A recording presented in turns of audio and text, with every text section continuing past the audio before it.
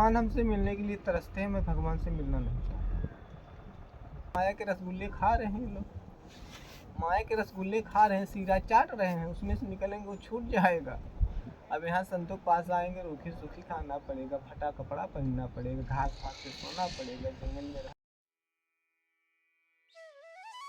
साथियों, आप सभी को जय श्री राम। जैसा कि मैं आपको नित्य नए संतों के दर्शन कराता हूँ। चित्रकूट के अधिकतर जंगलों में, जैसे बीहड़ जंगल हैं, गुफा है, कंदरा है या पर्वत में, जहाँ भी संत रहते हैं वहाँ जा जाके आपको दर्शन कराता हूँ। इसी कड़ी में चित्रकूट की इस बीहड़ जंगल में आया हूँ, जहाँ आप मेरे पीछे इधर देखकर अंदाज़ा लगा सकते हैं कि कितना बीहड़ जंगल है। और यह पर्वत में ऊपर संत जी रहते हैं, जहाँ अपनी तपस्या वहीं करते हैं और गुफा भी बनाकर रहते हैं। तो इस तरह के संतों को आशीर्वाद मैं आप तक पहुँचाता हूँ अपने चैनल के माध्यम से। तो जो संत को सेवा पहुंचाते हैं वह आपके माध्यम से ही पहुंचती है। तो संत सेवा भी इसी के माध्यम से पहुंचती है, और आपको जो आशीर्वाद मिलता है उस आशीर्वाद से आध्यात्मिक क्वेश्चन भी रहते हैं।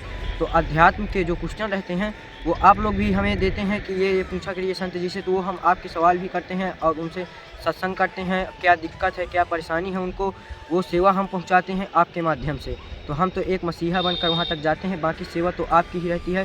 तो आइए आज उनका सत्संग लेते हैं, उनके दर्शन कराते हैं, और उस सत्संग को अपने जीवन में हम किस तरह ढल सकते हैं या हम किस तरह ढल जाएंगे उसमें, तो आप उसको ज़रूर गौर करिएगा और हम अपनी संत सेवा में ज़रूर अपनी इच्छा प्रकट करिएगा। तो आइए चलते हैं।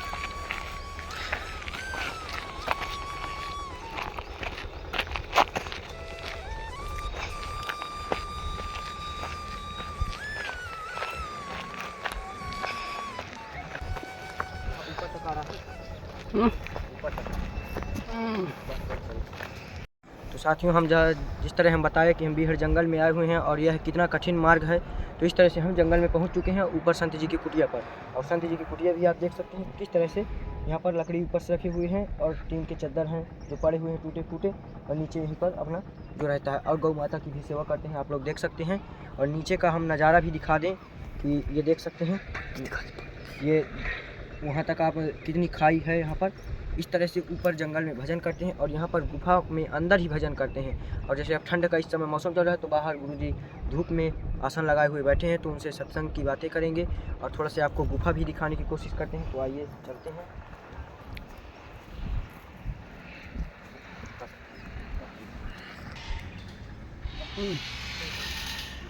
तो साथियों, आप लोग देख सकते हैं कि गुरु जी की यहाँ पर भोजन प्रसादी बनती हुई है, और आप लोग देख सकते हैं कि ज़्यादा संग्रहण भी नहीं है, प्रकाश बराबर आ रहा है। तो यहाँ पर ज़्यादा संग्रहण नहीं किया गया है। बॉटल में जैसे तेल है, नमक है, दाल है, सब बॉटल में रखे हुए हैं, और आप लोग देख सकते हैं किस तरह से यहाँ पर बनाया गया है। ज़्यादा कुछ संग्रहण नहीं है। और नीचे हम गुफा भी दिखाने की कोशिश करते हैं। तो साथियों, यहाँ पर गुफा है गुरु जी की, तो आइए चलते हैं किसी तरह से यहाँ पर। तो इधर आप लोग देख सकते हैं कि किस तरह का यहाँ पर आसन लगा हुआ है, आप लोग इतना नज़रअंदाज कर सकते हैं। इस तरह से बनाया गया है, ज़्यादा कुछ नहीं है। यहाँ सिर्फ भजन के लिए बनाया गया है। यहाँ पर बिस्तर लगा हुआ गुरु जी का, और यहीं पर अपना भजन करते हैं। भजन के माध्यम से जो शक्तियाँ प्राप्त करते हैं, उस शक्तियों से भगवान प्राप्ति की मार्ग के लिए रहता है, और उससे भगवान जल्द ही संतों को अपनी मतलब जो उनका स्वरूप रहता है, उन संतों को जरूर दर्शन देते हैं। और जो संत सेवा से ये रहता है कि संत जो भजन करते हैं, जो जंगल में साधु संत रहते हैं, उनको दान करने या सेवा उन तक पहुंचाने से बहुत बड़ा इससे एक पाप कटता है और पुण्य की प्राप्ति होती है। इससे जो शरीर हमारा जब छूटता है तब विचलित नहीं होता शरीर तुरंत मतलब भगवान की प्राप्ति की ओर चला जाता है। और संत कहते भी हैं कि मतलब संतों को, जो बीहड़ जंगल में रहते हैं, ऐसे संतों को दान करने से कभी किसी का धन घटता नहीं है और बढ़ता ही है। तो आप लोग देख सकते हैं कैसे ये संत यहाँ पर अपनी गुफा बनाकर रहते हैं और यहीं पर भजन करते हैं। तो आइए, अब वो समाधि लगाए हुए बैठे हैं बाहर धूप में, तो आइए उनका सत्संग करते हैं। ये हम आपको दिखा ही दिए हैं। तो अब यहाँ से निकलते हैं, तो क्योंकि यहाँ निकलना चढ़ना बहुत ही कठिन मार्ग है, बिल्कुल नीचे पाताल लोक जैसे बना हुआ है। बस बंद कर लो। जैसा कि हम संत जी के सत्संग के पास पहुंच चुके हैं, अब संत जी से क्या उनकी कहानी है, इस संत जीवन में क्यों आना पड़ा, क्यों ऐसा हुआ, क्या हुआ, इसका पूरा जानने की कोशिश करेंगे और सत्संग लेंगे, क्या यहाँ परेशानी है, क्या दिक्कत है इस बीहड़ जंगल में, क्योंकि बीहड़ जंगल लगा हुआ है, जंगल आपको दिखाए हुए हैं, यहाँ पर जानवर भी आते होंगे, ऐसा तो है नहीं कि जंगल में जानवर नहीं रहते। तो हम संत जी से अभी मुलाकात करेंगे और उनसे सत्संग लेंगे। गुरु जी प्रणाम। और जो हमारे भक्त देख रहे हैं उनको भी आशीर्वाद दीजिए, क्योंकि जो मतलब सेवा हम पहुंचाते हैं अपने भक्तों के माध्यम से, जो भी थोड़ी बहुत हमारी सेवा रहती है भक्तों द्वारा ही। ये आटा है आपके लिए, जो ये गेहूं का आटा है, ये चावल है, मतलब जो हमारे भगत दे रहे हैं, और ये थोड़ी सी आपके लिए। अच्छा, तो हमारे छत्तीसगढ़ से एक भक्त हैं, तो उनको भी आशीर्वाद दीजिए, क्योंकि वो मतलब ये सामान के लिए भेजे हैं कि तुम दे देना संत जी को, तो थोड़ा सा उनको भी आशीर्वाद दीजिए। कर्म करने से फल प्राप्त हो जाती जी गुरु जी, थोड़ा से आवाज़ आप बढ़ा है। के। कर्म करने से फल को प्राप्ति हो जाती है। जी खेत में बीज डालने से खेती उग जाती है ना। बच्चों को विद्यालय में डालने से विद्या प्राप्त हो जाता है, अगर वो सही से गुरु की बात मानेगा तो, है कि नहीं। मेहनत करने से सब कुछ होता है। आत्मा ही परमात्मा। आप वहाँ से चल के आए हो यहाँ पे, जी इस शरीर मन से आपने विचार किया, आँखों से आपने देखा, पैरों से चला, दिमाग से आप काम करते हो, कान से सुनते हो, नाक से सांस लेते हो, जबान से बोलते हैं, शरीर में सब कुछ देवी देवता है। आत्मा ही परमात्मा, मानो ही दानो है, मानो ही देवता है। विज्ञान जो करता है, सब कुछ विज्ञान ही बना रहा है देश में। विमान बनाया, मिसाइल बनाया, कारतूस बनाता है, लड़ता है, हर चीज़ बना रहा है। इंसान खेती कर रहा है, संत तपस्या करके ज्ञान को प्राप्त करते हैं, टीचर स्कूल को चला रहे हैं, एक व्यक्ति देश चला रहा है, एक व्यक्ति कानून चला रहा है, कोई जज है। इस दुनिया का मालिक कौन है? आत्मा जो है निराकार है, शरीर साकार है। आत्मा निराकार है, इसका कोई आकार नहीं है। शरीर साकार, जो आपके सामने जो शरीर देखते हो, और जो दिखता नहीं है वही परमात्मा है, और दिखता है वही परमात्मा है। जो अच्छी नेकी काम करता है, जो आत्मा पवित्र हो गई, वो परमात्मा ब्रह्म में लीन हो गया, वो आत्मा ज्ञानी हो गया, वहाँ से लिंग हो गया। वो कोई चीज़ होता है संसार में, वो हर चीज़ बता देता है। संसार में जो व्यक्ति कर्म करता है, अपने कर्मों का फल भोगना पड़ता है, चाहे कोई हो, राजा हो, चाहे ब्राह्मण हो, चाहे साधु हो, चाहे क्षत्रिय हो, वैश्य हो, कोई भी। यहाँ कोई जात पात नहीं, सब कर्मों का खेला है, मालिक का मेला है कि नहीं? जी बिल्कुल। तो गुरु जी सर्वप्रथम तो आप अपना शुभ नाम बता दीजिए, क्या है? मेरा नाम निर्मल दास है। निर्मल दास। और गुरु बनाना जरूरी रहता है? अरे भाई, जब माता पिता बिना भोग करे कैसे पुत्र पैदा हो जाएगा, है कि नहीं? गुरु तो करना पड़ता है कुछ न कुछ। अब जैसे आप यहाँ पे आए हैं तो कुछ लाए हो, आप लाए हो तो आप गुरु हो। जीने के लिए आप ज्ञान दे रहे हो, ये शक्ति है। कोई भी जीव खाता है तो उसके अंदर ऊर्जा मिलता है। ऊर्जा, सूरज का प्रकाश देख रहे हो। गुरु जी, ये है कि अगर ये हमारा सेवा थोड़ा से भी आपके अंदर गई तो हमें तो बहुत ही अच्छा लगा, क्योंकि संत जिस जीवन में चल रहे हैं या जिस भक्ति के मार्ग पर चल रहे हैं, भगवान प्राप्ति के मार्ग पर, अगर उनका थोड़ा से आशीर्वाद हमें 1% भी मिल गए तो हमारे लिए बहुत जरूरी है। अगर आप ईमानदारी से कोई काम कर रहे हैं, ईमानदारी से अगर धन कमा रहे हैं, सत्य पे चल रहे हैं, तो आप विद्वान और ज्ञानी बन सकते हैं। जी गुरु। आपके जीवन में कोई दुख नहीं आ सकता है, आप भले गरीब हो सकते हैं, जी गुरु। और भाग में होगा धन भी हो सकता है। बस गुरु जी इतना बस आशीर्वाद दीजिए कि मेरा संतों के प्रति लगाव सदैव बना रहे। तो आप जैसे आपकी जैसी भावना होगी उसी प्रकार से आप जुड़ोगे। जी गुरु जी। अगर आपकी भावना अच्छी होगी, भगवान के प्रति उनके पास रहोगे। अगर भावना गलत है तो शैतान के बगल रहोगे। ईश्वर एक ही, उसका रूप दो है कि नहीं? वही मारता है, वही बचाता है, वही दुनिया में संत बन के आता है, दुनिया को समझाता है, इंसानों को समझ नहीं आता है। कहते हैं धरती हमारी माता है, राम हमारे दाता है, माता पिता के कर्मों से इंसान यहाँ पे आता है, इंसानों को समझ नहीं आता कौन हमारा दाता है। माता पिता ही भगवान होते हैं। जो आपको जन्म दे के, जो आपको पाल पोस के बड़ा करते, वही आपके मालिक है, वही भगवान है। बाकी जैसे टीचर होते हैं, पढ़ाते हैं, वो भी भगवान के रूप है।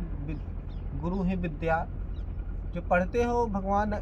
शब्द जो होता है अक्षर, वो भी ईश्वर है, वो भी भगवान है। जो अक्षर होता है, शब्द जो पढ़ते हो, संसार में पढ़ाई है, विद्या है, तो इस देश चल रहा है।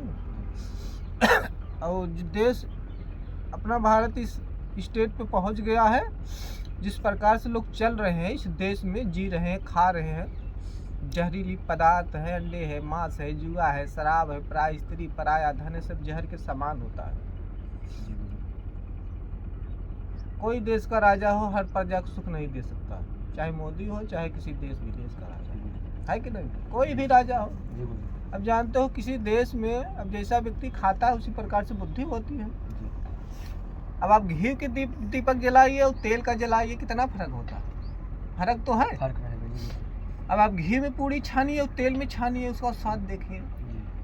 इसीलिए लोग तीर्थ करने जाते हैं, कोई घर पे स्नान कर लेता है, फर्क तो है, परिवर्तन होता है। पहाड़ों में रहने से, जंगल में रहने से वहाँ के वातावरण पवित्र होता है, वातावरण शुद्ध होता है, वहाँ पे रोग विरोग नहीं होता है। तो गुरुजी संत जो रहते हैं तो जल्दी मतलब जंगल का ही किनारा क्यों, मतलब ऐसा अक्सर हम देखा कि जो अच्छे संत होंगे, जो मतलब होंगे जिनको तपस्या से मतलब रहता है, किसी चीज़ से कोई वो नहीं, तो अधिकतर ज़्यादा जंगल में, गुफा में, ऐसी ही जगह ढूंढते। हर व्यक्ति सोचता है मैं प्रधानमंत्री बन जाऊँ, कुछ तो सोचते होंगे कि मैं प्रधानमंत्री की पदवी पा जाऊँ, मैं अच्छे स्टेज पे जाऊँ, अच्छी पावर पा के गलत इस्तेमाल करूँ, घुस खाएंगे फर्स्ट क्लास, घर में टाइल लगाएंगे, बेटा 50,000 का मोबाइल लेके ठहरेगा, 50 लाख की गाड़ी दे देंगे, अच्छा कपड़ा होगा, 5 स्टार में होटल में भोजन करेगा, एरोप्लेन से चलेगा, लंदन जाएगा, है कि नहीं, इंग्लैंड जाएगा, घूमेगा देश विदेश, सोचता है कि नहीं।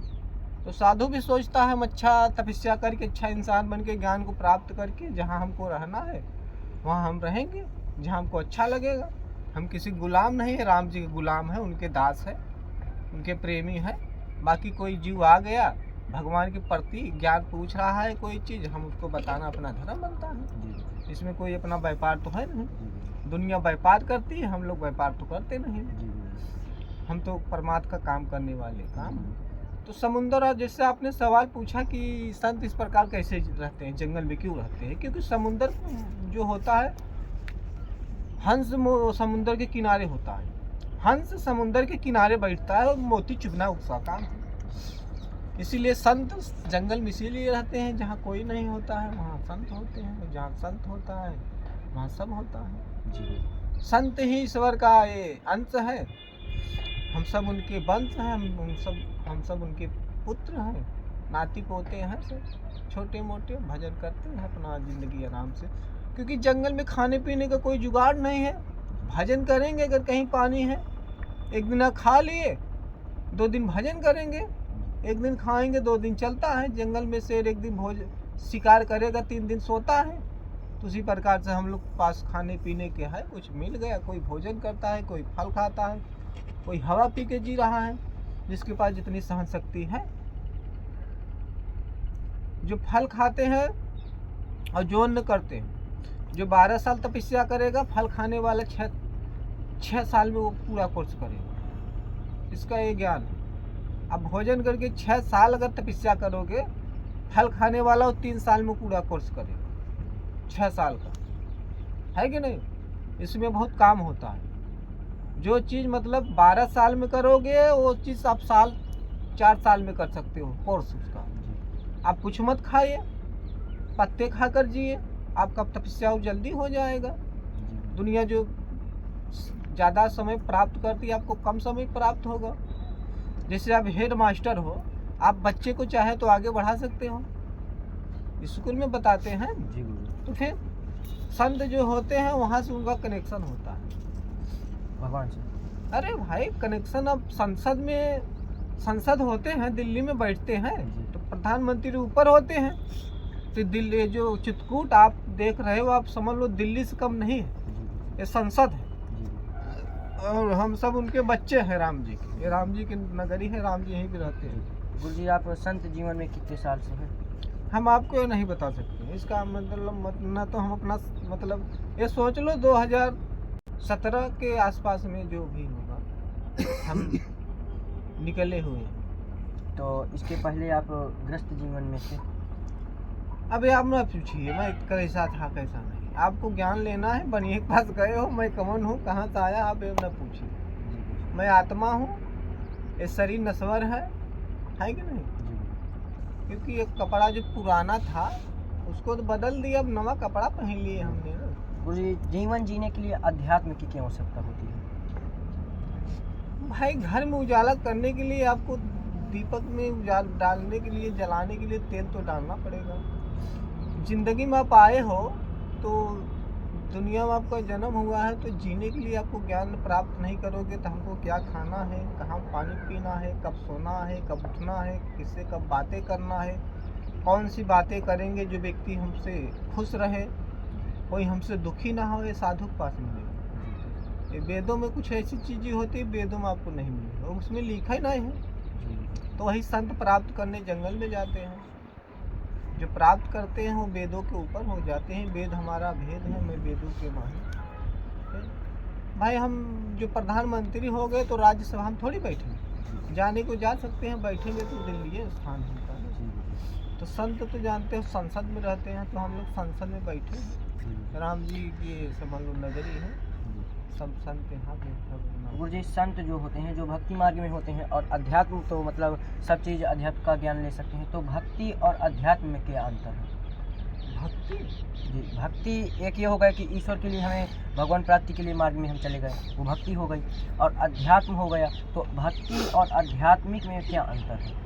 भक्ति भाव का होता है, प्रेम का होता है। उसमें भक्ति में क्या होता है, जैसे कोई अन्न दान करता है, कोई सेवा करता है, काम तानात का परिक्रमा लगाता है, कोई रोगियों को दवा दे रहा है, गरीबों को कपड़ा मांग रहा है, ये सब भक्ति में आ जाता है कि नहीं? ये सब सेवा भक्ति में कई काम होता है। अध्यात्म क्या है, जो हर चीज़ से, संसार की कोई चीज़ हो बस को त्याग के वो अपने में अस्त हो गया, अस्त हो गया, अपने ही शरीर में व्यस्त हो गया, उसी का अध्यात्म भक्ति है। उसको संसार से कोई वास्ता नहीं है ना। हर वो कोई वस्त्र से मतलब ज़्यादा अधीन नहीं रहता, जीने के लिए, खाने पीने के लिए उससे मतलब कोई उतना संसार की जो पदार्थ है, धन दौलत, ऐसे आराम, ये सब उससे सुविधा वो नहीं लेता। उसको ज्ञान हो गया तो सुविधा क्या है, असली सुविधा तो ही है, अपने अंदर समा जाओ।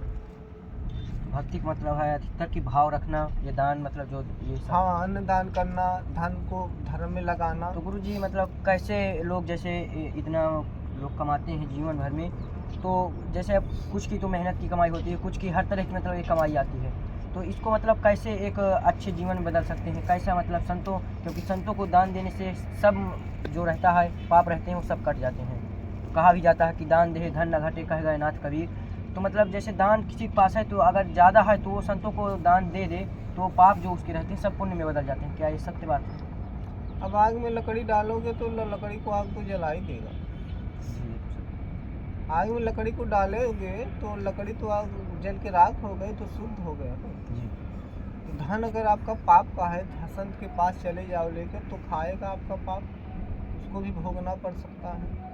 नहीं तो उनके पास तो इतनी आपका तो नष्ट शक्तियाँ हो होती हैं। जाता है, तो तब के बल से वो पाप नष्ट हो जाता है। वो आग में पहुंच गया ना, तब जो संत होते हो तब करते हो, तो अन्न वहाँ चला गया और संत खाएंगे, वो बने तब के बल से आपके पाप को जला देंगे।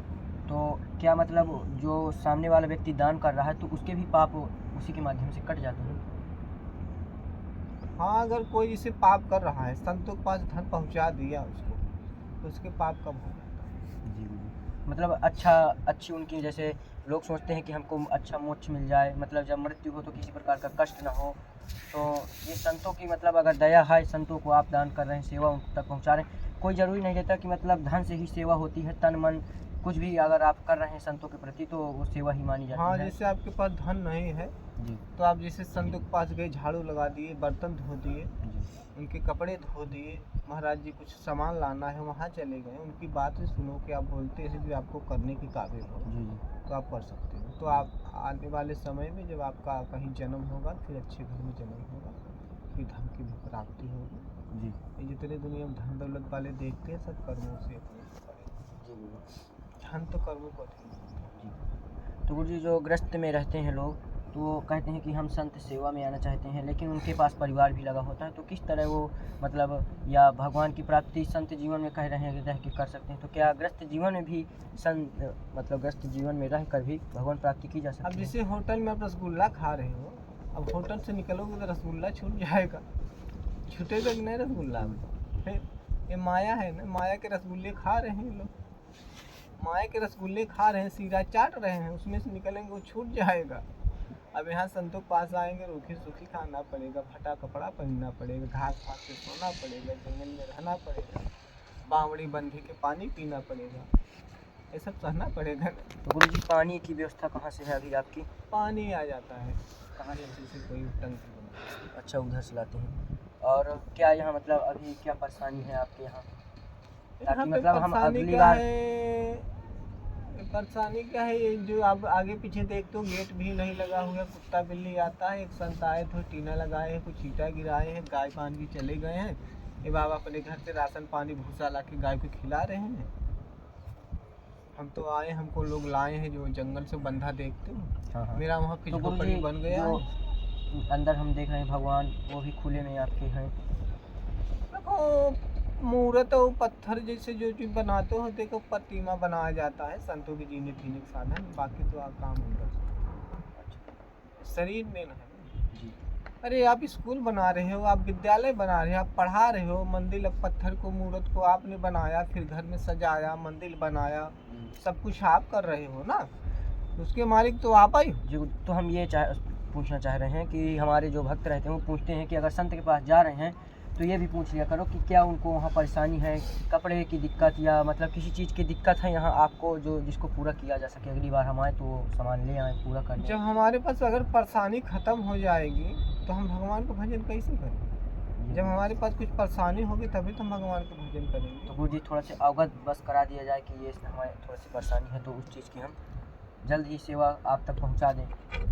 अब क्या है, मानो तो यहाँ तो बहुत काम है, न मानो तो कुछ न करो। नहीं गुरु जी, तो थोड़ी बहुत जो हमारे लायक सेवा हो तो थोड़ी सी बता दीजिए। आपको जो जो सेवा करना है देख लो, यहाँ पे जो आगे पीछे दरवाजा बाकी है, जी जो सेवा है तो लगवा सकते हैं, जी इसमें दरवाजा नहीं लगा है। बाकी और जो करना है आप कर सकते हो। और गुरु आप जी क्या कर सकते हो? और यहाँ जैसे पेड़ पौधे लगवा दिए जाए, जामुन या ऐसे फलदार वृक्ष कुछ? यहाँ पे जी। हाँ पेड़ तो लगा सकते हैं, तो मतलब पेड़ लगा सकते सेवा हो जाएगी पौधों की हाँ। भी बढ़िया। हैं। उसको लगाइए आप किसी प्रकार से, अगर उसको कोई चीज़ से आम करना है कर देंगे तो पानी तो डाल ही देंगे। जी गुरु जी, तो हम फलदार वृक्ष कुछ पहुँचा देंगे आपके यहाँ। यहाँ पे कोई भी हम पौधे अगर आप लाएंगे तो मैं उसको सेवा करूँगा। जी गुरु जी, क्योंकि हमारे एक भक्त पूछते भी हैं कि वृक्षारोपण के लिए ज़रूर पूछ लिया करें, क्योंकि साधु संत के द्वारा भी वृक्षारोपण भी चल रहा है, क्योंकि जंगल में वही वृक्षारोपण भी। वृक्ष जो होता है हम लोगों को ऑक्सीजन मिलता है, से सब महापुरुष हैं जो वृक्ष होते हैं, बहुत सहना पड़ता है, क्योंकि वृक्ष को आप काटते रहो वो आपको सुख देता है। जी। उसी प्रकार। तो गुरु जी जैसे आप मतलब इतने साल से संत जीवन में ही इतना आपको ज्ञान है, तो कभी क्या भगवान की मतलब प्राप्ति या कभी महसूस हुआ कि भगवान हमारा? भगवान हमसे मिलने के लिए तरसते हैं, मैं भगवान से मिलना नहीं चाहता। अब सोचिए ऐसा होता है क्या? ऐसा क्यों गुरु जी?